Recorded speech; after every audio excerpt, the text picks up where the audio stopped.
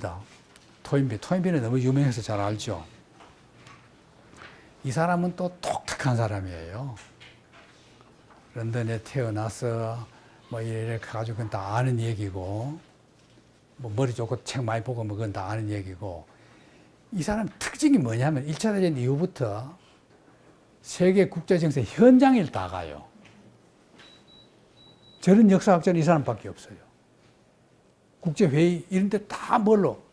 조사관으로 간 겁니다. 하도 머리가 좋아가지고. 특이한 사람이에요. 그리고 부서도 인텔리전스 디파트먼트, 쉽게 말하면 첩보부, 정보부 이런 계통에 근무를 해요. 그리고 정보 다 보고 앞으로 아마 역사학자도 저런 역사학자가 나와야 될 거예요. 저런 사람 당할 수 없어요. 국제 문제도 있고, 그리스 터키 전쟁 때 특파원으로도 가고, 그리스 지지했다가 나중에 터키 지지자로. 왜? 그리스가 군사 독재화 돼버리니까. 중동 문제에서는 이스라엘 지지.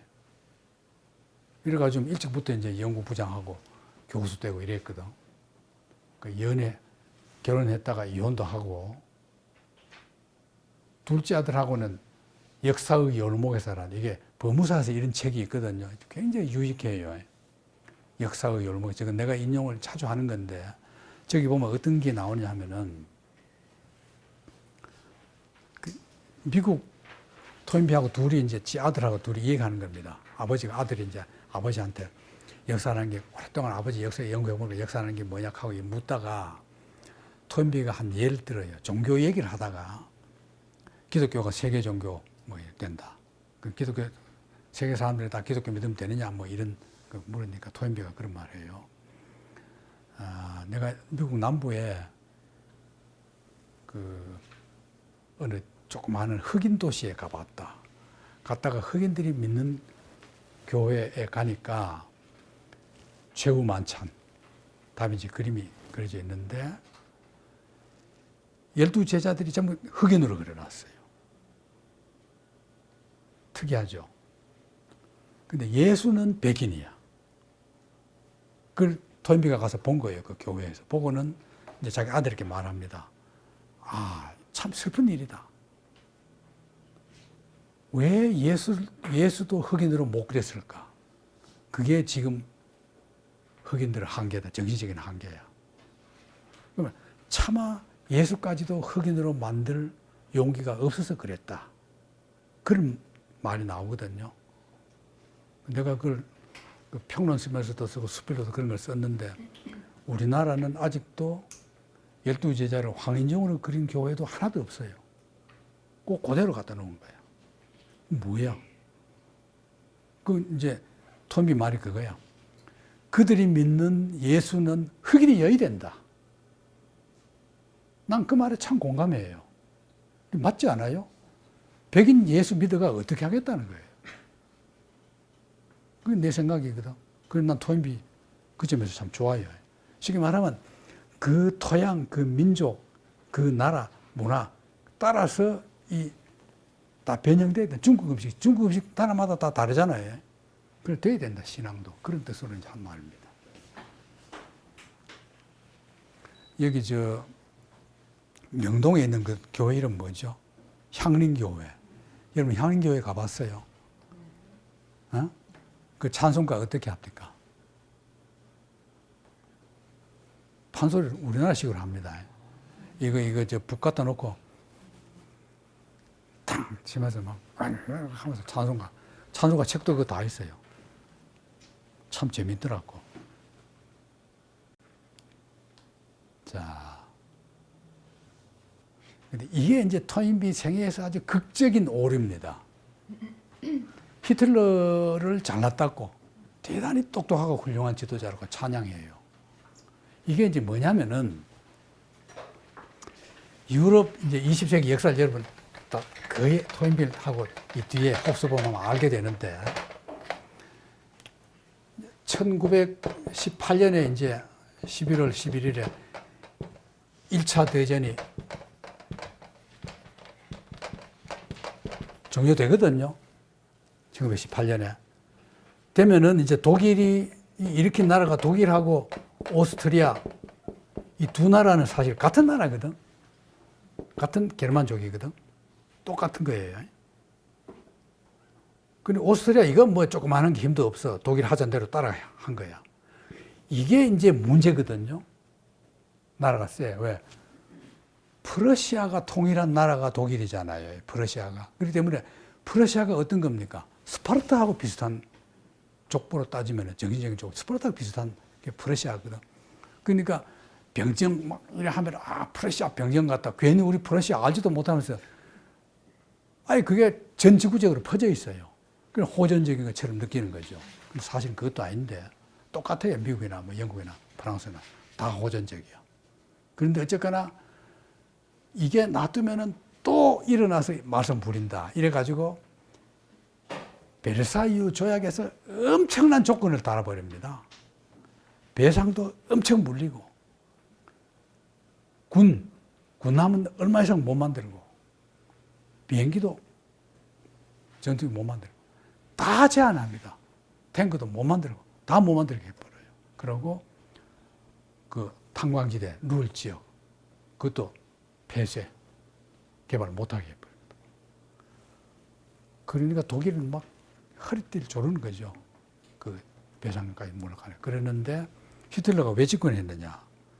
이게 그런 겁니다. 아베 같은 거예요.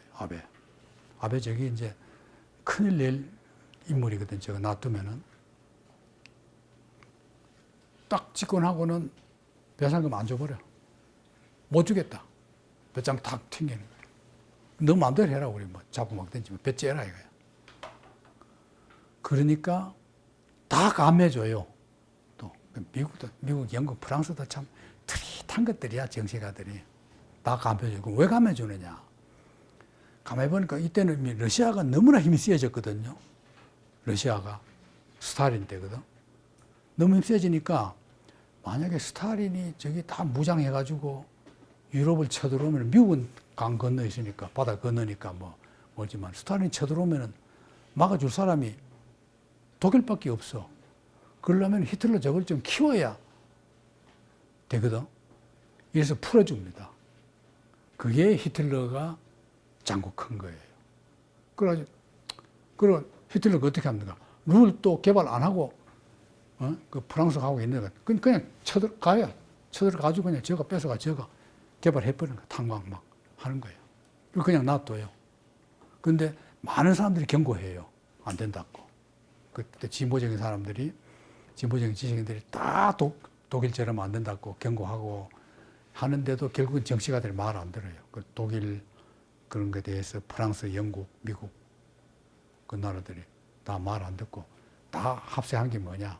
러시아를 막기 위해서는 독일 힘을 키워야 된다. 방치한 겁니다. 그럴 때야. 그 히틀러는 그 눈치를 아는 거예요. 알고 스페인에서 반란이 일어났잖아요. 스페인이 일어난 게 1936년에서 9년까지 스페인 내전이 일어난 그게 해밍웨이의 누굴 위하여 종을 울리나 그거거든요.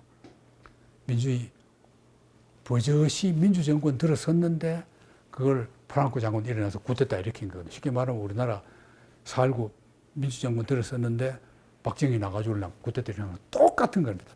스페인이. 그러면 그때 이제 막 세계 문학인들이 다 가가지고 그냥 국제예산 싸우다가 많이 죽었잖아요. 해밍웨이도 가서 보고 쓴 것이 누굴 위하여 종을 울리나 거고. 그런 거거든. 그럴 때도 많은 지식인과 언론인들이 왜 미국이 가만히 있느냐? 스페인 민주주의 도와줘라. 안 도와줍니다. 왜? 유럽을 방어하려면은 스페인에도 독재 정권인들이 말든 반공을 신봉으로 삼는 그런 나라 하나, 독재가 하나 있어야 된다. 이래가지고 방치한 겁니다. 그래서 스페인의 독재 프랑코가 성공한 거거든. 그럴 때예요. 그걸 염두에 두세요. 1946년. 이럴 때인데 이 토인비가 간 거예요. 그러니까 그 비판은 공식자한테 그 생각을 바로잡기 위해서 내가 한번 만나보겠다. 자진해서 간 거야. 둘이 동갑이에요. 히틀러하고. 참 더러운 놈하고 동갑이야. 2시간 넘게 단독 얘기를 한 거예요. 히틀러 만나가지고. 히틀러는 유명한 토인비가 자기 만나러 그런다. 절호의 기회예요. 영국을 설득할 수 있는, 유럽을 설득할 수 있는. 아주 땡 잡은 거죠. 토인비는 5분밖에 말 못하고 위대한 독일 건설을 위해 제한된 팽창주의입니다. Limited Expand. 쉽게 말하면 뭐냐? 유럽의 평화를 깨뜨리지 않는 범위 내에서 아라비아나 저런 데 좀 쳐들어가서 독일 식민지 좀 만들고 독일이 강대해지면은 당신들 말이야 우리가 소련 다 막아준다. 얼마나 달콤해요. 홀딱 넘어간 거예요. 토인비가. 완전히 히틀러 팬이 돼버려요. 반해버립니다. 아주 훌륭한 지도자라고. 참, 그러니까 학자가요. 나는 겪어보니까 아무리 똑똑한 학자라도 삼류 정치가보다 못해요. 국회의원 여러분 마음대로 욕하죠. 하나하나 만나보면은 얼마나 똑똑한지 몰라요. 그 똑똑하다는 건 물론 사기치는 것까지 다 합쳐서. 왜냐하면 아무리 훌륭한 학자라도 사기치는 건 그 사람들 발을 10번 벗어도 못 따라가. 우리 같은 건 아예 상대도 안 돼. 아예 만나면 아예 속을 생각을 해야지. 내가 그 사람 설득한다? 있을 수 없어요. 나의 너는 히틀러 손동작을 쫓았다. 아름다운 손을 언어의 반주로 히틀러 연설하는 게 이거 알죠? 히틀러 대단합니다. 군중집회 할 때는 어떻게 하느냐. 연설을 독일 민요를 쫙 들면 모든 나라의 민요는 그 국민을 감동시킵니다. 그래가지고 다 그냥 와, 이래 독일 민요에 고조되어 있을 때 올라가서 탁 치고 뭐 이러는 거 뭐 막 이러는 거 그 제스처 보면요. 그리고 이렇게 또 뭐 탁 일찍 코선 탁 이러고 탁 그 제스처 하나하나가 그때 모든 정치인들의 모범이거든. 히틀러 선동하는 게. 그거는 공산주의에도 그런 선동가는 없었어요. 히틀러를 능가하는 선동가가 없어요. 트로츠키도 그보다 못했어. 트로츠키가 대단한 웅변가인데도. 그런 거거든. 그 뭐 토인비 하나 잡아먹는 거는 히틀러한테는 그냥 누워서 껌 씹기죠. 봐. 인간적으로 매우 듣기 좋았다. 2시간 15분 동안 히틀러는 논리 정연하고 명쾌하게 자신의 논리를 정의시켰다. 학술 강연자 중 그 어느 누구도 그처럼 오랜 시간 동안 단 한 번도 이론의 갈피, 줄거리 그걸 읽지 않고 말한 사람은 없었고 나는 여태까지 본 적이 없었다. 나는 히틀러를 매우 잘못 생각했다는 것을 깨닫게 되었다. 지가 설득하러 갔다가 완전히 히틀러 팬이 되어버린 거야. 저게 무슨 역사학 쓰면 얼마나 썼겠어. 나는 저렇게 쏙지는 않을 것 같아.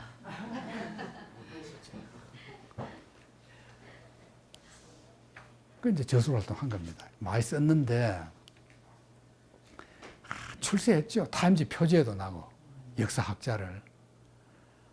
나도 고등학교 때 우리 그 세계사 선생이 이 다리 약간 저는 세계사 선생님이었는데 이분이 맨날 서양사를 가르치면서 토인비를 들먹이는 거야. 예를 들면 뭐 르네상스 하면은 토인비는 르네상스를 색안경을 쓰는 것과 같다고 말했다. 나 지금도 외우고 있어. 뭐냐면 르네상스라는 거는 인류 문명의 모든 게 다 응축된 거거든요. 그럼 내가 빨간 안경을 쓰고 보면은 르네상스는 빨갛게 보여. 노란 안경 쓰면 노랗게 보여. 파란 안경 쓰면 파랗게 보여요. 토인비가 말한 거거든. 그보다 더 좋은 르네상스 표현법을 난 아직도 못 찾았어요. 그만큼 토인비는 그 표현력을 아주 잘해요. 히틀러한테는 사기당했지만은. 그러니까 뭐 타임지에 그 토인비에 나도 한번 반한 적이 있는데 아랍 문제 났을 때 조그마한 산문인데 그렇게 잘 썼어요. 서등력 있게. 어쨌든 그랬는데 해안도 있어요. 어떤 학자도 말 못하는 게 뭐냐면은 러시아를 서유럽 침략 그 희생자로 본 겁니다. 실제로 그렇거든. 아무도 그런 말 안 했어요. 그래 러시아 혁명 긍정적으로 보고 냉전 체제를 종교 대립으로 보고 맞거든요. 지금도 똑같아요. 종교 대립으로 봐. 근데 자꾸 아니라고 그래요. 학자들이. 아랍 저렇게 막 미국이 침략하는 거 종교 전쟁입니다. 중세 개념을 보면. 근데 아니라 그러거든. 왜? 종교 전쟁을 하면 막 또 말이 많잖아요. 자기 신앙만 옳다고 한다고. 그러나 실제로는 종교 전쟁이에요. 그러면서 아니라고 우기는 거죠. 불교를 굉장히 높이 평가해요. 당신은 오늘날 가장 위대한 역사적 종교밖에 있다. 만약 미래에 중요한 사건 꼽으면 뭐냐?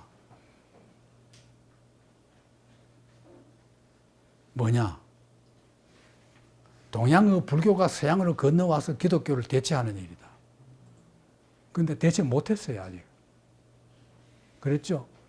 토인비가 자기가 볼 때는 불교가 대체할 것 같은 거야. 왜? 기독교가 너무나 비합리적이니까. 할 것 같은데 못했어요. 왜 못합니까? 왜 그런 줄 알아요? 불교의 문제가 있어요. 불교 성직자들에. 그 성직자들이 또 보통 꼴통이 아니야. 우리나라도 그 꼴통, 그 부패, 범죄집 속을 집단이. 그게 돼요. 기독교는 범죄를 저지르면서도 대외적인 성교 활동은 국가보다 더 잘해요. 미 CIA보다 더 잘해. 기독교는. 불교는 할 줄 몰라요. 그게 안 되는 거죠. 이 역사거든. 제가 이제 다 하면 너무 시간이 가니까 간단히 하면은 마르크스 이론을 깨고 싶은 거예요. 슈팽글러 같은 사람은 서구 문명은 몰락 이랬거든. 디크라인 오브 더 웨스트. 그 유럽은 멸망, 서구의 멸망 저게 굉장히 유행해가지고 나도 저게 막 너무 제목이 좋아가지고 왜 난 서양 망하는 게 그것도 잘못 말하면 안 되지만 어쨌거나 동양이 좀 번성했으면 싶어가지고 저 책을 봤더니 별것도 아니에요. 아무리 봐도 서양 안 망할 것 같아 내가 보니까. 그러니까 안 망합니다. 그렇게 한 문명이 그렇게 쉽게 안 망해요. 그러니까 이제 토인비가 볼 때는 슈팽글러 너도 틀렸다. 마르크스 너도 틀렸다. 역사는 뭐냐? 문명이다. 그게 문명사관인 겁니다. 문명사관이거든. 그럼 이거 이제 쉽게 말하면은 원시부터 지금까지 많은 문명이 있는데 기본은 28개라. 그 중에서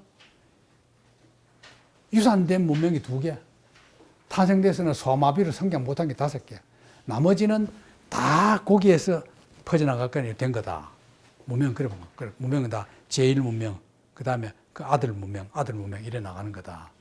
기본 틀은 그런 겁니다. 그래 보면서 이래 봅니다. 요거 여러분 표에 있으니까 굉장히 세분됐어요.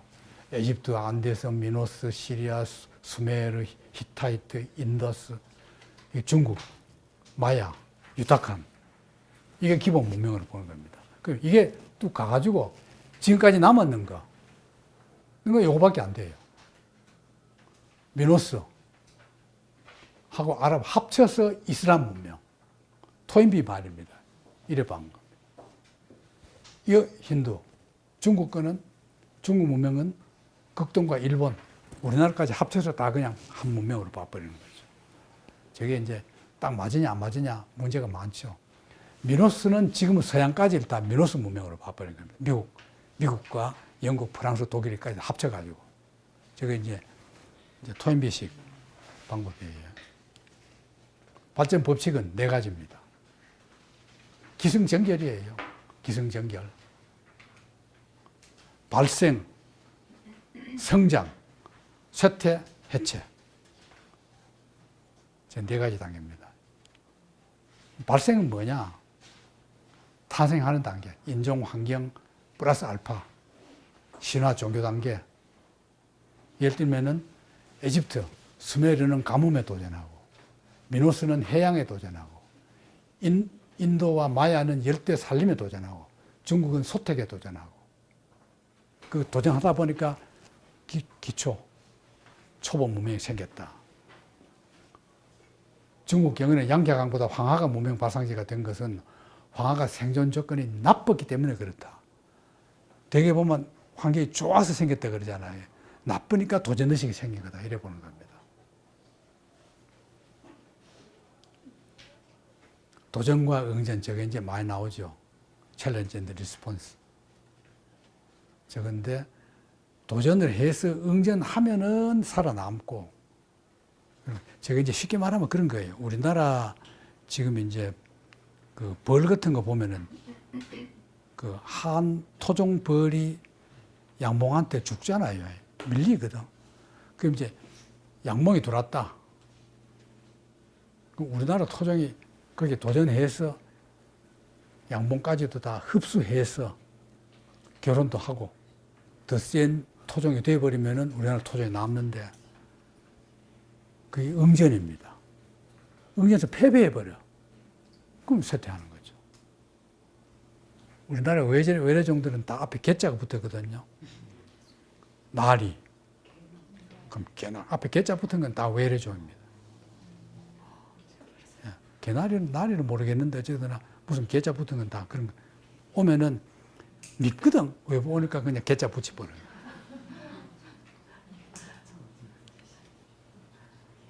그 이제 문화가 이제 도전을 받고 응전해서 성화한다. 성화하면 창조행위 된다. 창조하는 것은 창조적인 크리에이티브 마이너리티. 소수고, 대중들 창조적인 소수가 만들어 놓으면 그 모방한다. 그럼 그게 문화는 사는 거예요. 그 다음에 성장을 해요. 아무리 문화가 망해도 하루아침에 두부끄듯이 딱 안 망해. 창조적인 소수가 감퇴하면은 대중 모방이 위축되고 사회 균열이 파탄되고 파탄 직전의 갈등 조절, 파탄 직전에서 그 조절 능력이 있거나 혁명이 일어나거나 아니면은 고질적인 갈등으로 번져버리거나 이런 방법이 있는데 조절되면은 되고 혁명이 일어나도 되고 갈등으로만 계속 나가면은 망한다. 거의 저건 맞아요. 창조적 소수는 우상화야. 우상화는 저 1, 2, 3 저 그대로 하는 거고. 요거는 이제 밑에 예를 든 겁니다. 그리스는 도시국가를 우상화로 해버렸어요. 결국은 도시국가를 우상화 해버리니까 도전을 받아서 예를 들면 페르시아 전쟁을 침략을 받아서 이긴 뒤에 응연했죠. 이긴 뒤에 그리스가 통일국가로 만들어버렸으면은 튼튼한 거야, 망하고. 근데 그대로 도시국가 있다가 갈등, 조절 못하고 결국은 알렉산더 대왕 침략받아 망해버린 거 아닙니까? 그런 뜻입니다. 유대인도 마찬가지야. 유대를 너무 신뢰한 거야. 그 결국 유대 망했잖아요. 하나에 너무 망하면 다 그렇게 되는 겁니다. 요모 에스키모 자신들 사냥을 우상화해봤어. 그러니까 망하는 거예요. 우상화하면 망한다 그런 거예요. 그러니까 쇠퇴. 자기 우상화한 겁니다. 아테네, 베네치아 다 자기 우상화 때문에 망해버린 거다. 분열은 쇠퇴와 해체의 징조인데 분열과 불화는 수직적 분열 이렇게 지역별로 일어나는 것과 수평적 계층별로 일어나는 것 두로 나눠지는 거죠. 지역적 분리와 내부적인 계급적 지금식으로 말하면 계급적이죠. 자, 이래서 이게 이제 혁명이 일어나는 겁니다. 프롤레타리아가 집에 한쪽이 있으면은 아까 그 이븐 할둔이 도시가 발달하면은 퇴폐하고 정치한다 그랬죠. 어디서 나온다 그랬습니까? 농촌에서 나온다 그랬죠. 그 이론하고 똑같아요. 토인비가 이븐 할둔 보고는 그걸 그대로 활용해가지고 프롤레타리아는 주변부 프롤레타리아들이 중심부를 침략해 들어간다. 이거는 그 마르크스나 레닌 이론하고 똑같거든요. 두 프롤레타리아 가운데 창조적 소수자가 이제 지배하는 거죠. 지배하고 나면은 반드시 고등 종교가 생긴다. 그 고등 종교가 세계를 지배하기 위해서 세계의 종교화 만든다. 저건 뭐냐면은 저건 종교이기도 하고 이데올로기이기도 한 겁니다. 예를 들면 민주주의, 자유민주주의 누구 겁니까? 미국 거거든. 미국이 지배하는데 예수를 믿어라. 그러고 안 오잖아요. 민주주의를 해라. 그러고 오거든. 근데 정작 민주주의 하지도 않아. 독재자를 다 옹호해 줬어요. 우리나라 와서도. 그러나 말로는 민주주의 깃발을 가지고 오거든요. 그게 말하자면 토인비 용어를 말하자면 고등종교 내지 세계종교화 시켜버리는 거죠. 쉽게 말하면 이데올로기입니다. 종교도 이데올로기예요. 해체. 이거 뭐 간단해요. 내부나 외부 프로테라들이 일어나면은 그게 대응 못하면은 다 해체돼 버리고 해체되는 과정에서 옛날이 그리워가는 거는 복고주의 아니면은 능동적으로 새롭게 차지하는 걸 미래주의. 그러나 어쨌거나 망하는 거야. 이래서 초탈하거나 변형하거나 아니면은 역사가 변해가는데 한패 어깨동무하고 나가거나 그거밖에 없는 거죠. 이래서 이제 그 도전과 응전의 원리를 청어와 물먹이 이건 여러분 다 아는 얘기죠. 캣피쉬 이펙트, 메기를 집어넣는 거. 메기. 그 북해산 청어를 런던 사람들이 살아있는 걸 싱싱하게 먹을 수 있게 하려면 어떻게 해야 되느냐. 큰 통에다가 메기를 몇 마리 집어넣어 놓으면은 청어들이 긴장해가지고 안 죽는다는 거예요. 저건 맞아요. 여러분들도 내가 멋진 책 하나 쓰기 전엔 절대 안 죽는다 하면 안 죽어요, 진짜. 정말로 그래요. 정말로 그래요. 정말로 아주 간절한 소망을 갖고 있으면은 이루어지기도 하고 그때까지 안 죽어요. 진짜 안 죽습니다. 예를 들면 이상 가족들이 북에 있는 내 그 자식 보고 죽어야 되겠다 하면은 꼭 보지 못해도 딴 사람보다는 오래 살아요. 아니면 보고 난 뒤에 오면 바로 죽어버려요. 근데 그런 사람 많이 봤어요, 내 주변에. 보고 나면 바로 와서 돌아가세요. 참 이상하더라고. 그게 저기 물맥이. 딱 알겠죠? 내가 너무 지금 시간이 없어가지고 어느덧 건너뛰는데 저게 이제 핵심이죠. 그러니까 인간은 행동, 외부에서 내부와 창조적 소수가 응전태세, 대중을 모방할 뿐이고 세계 국가, 지배적인 소수자를 적대하는 여러 국민들의 통합을 시도하여 세계 국가화 지향한다. 똑같잖아요, 지금 미국하고. 저래 되는 거예요.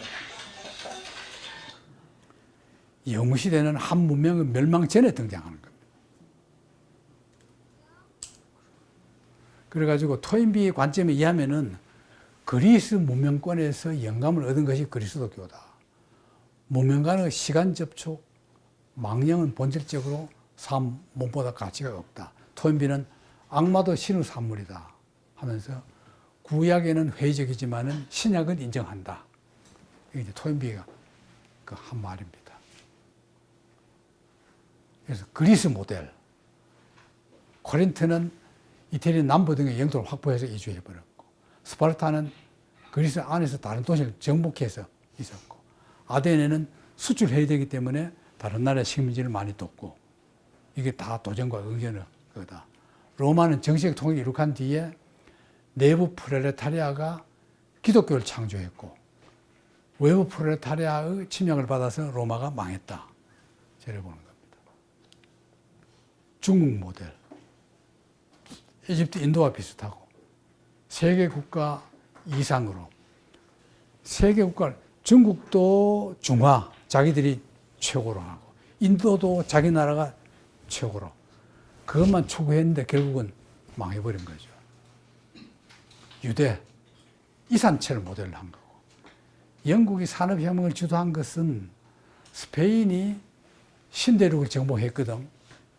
근데 미주에 광산이 많아요. 그 스페인이 부자가 됐거든요. 영국은 금이나 은 귀한 지역을 식민지화했어요.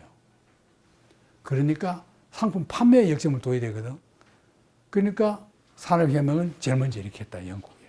영국이 산업혁명 먼저 난 이유를 토인비는 이제 저런 식으로 이제 접근에 들어간 거죠. 다 참 머리 많이 썼어요.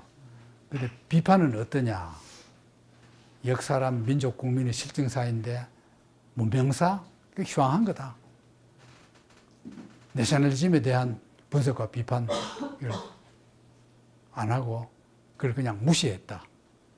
쉽게 말하면 토인비 자신이 세계 국가론자 비슷하게 되어버린 거다. 경험주의 사관이 불행하다. 어거스틴의 신이론, 신의 정신. 토인비 뭐 기독교 문명에 벗어나지 않은 사람이니까. 이렇게 이제 비판한 겁니다. 자, 오늘 여기까지 하고